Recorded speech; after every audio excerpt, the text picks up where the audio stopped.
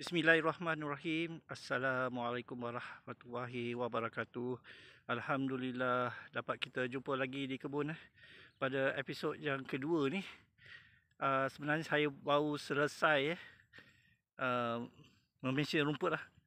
Saya nak bagi rumput betul-betul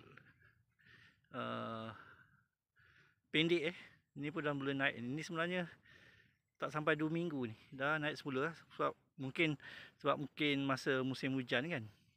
So dekat sini saya jumpa sarang semut Saya rasa kalau nak start yang dekat sini ni saya kena pastikan semut-semut yang bersarang di sini dapat dialihkan.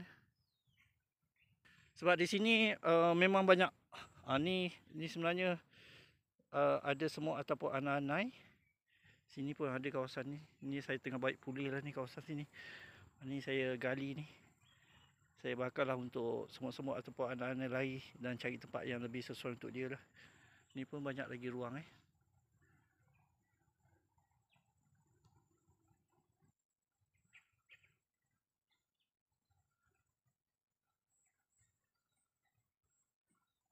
Okey, di sini saya tengah baik pulih lah. Alhamdulillah dapat jugalah dibuat. Banyak lagi jugalah ada macam ni kan. Macam ni perlu dicabut secara manual. Di situ pun saya kena berhati-hati lah sebab kena botol air dan juga pasu kat situ ada Saya kena buat pengalihan dululah. Okey. Di sana tu saya tengah tolong kawan lah bersihkan Okey, ini dia masih luas lagi. Saya rasa ini paras ni. Paras ni kawan yang lot sini ya sini. Yang ni saya tengah cubalah sebab saya nak kejar sebelum puasa tidak sampai 3 bulan lagi. Dalam ketiga rakaman ni dibuat puasa sekitar 2 bulan 3 minggu. So saya kena cepat jugalah. Kalau dalam bulan puasa tak ada tenaga macam ni. Okey, ini dia mesin sangat membantu.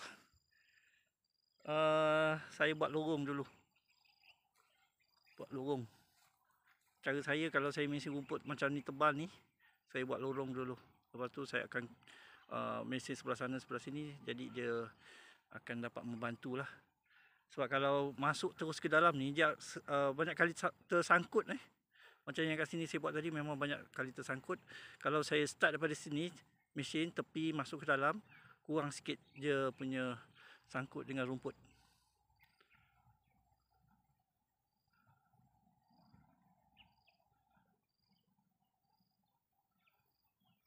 Okey, yang ni. Ni cara saya lah.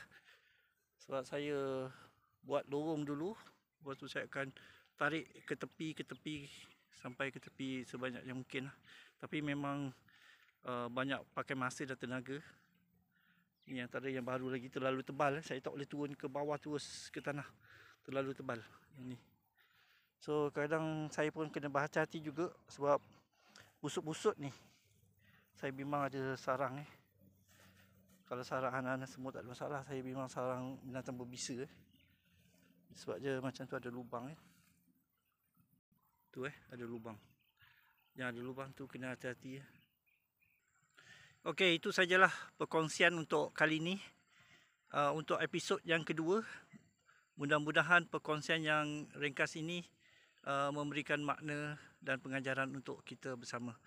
Assalamualaikum warahmatullahi wabarakatuh.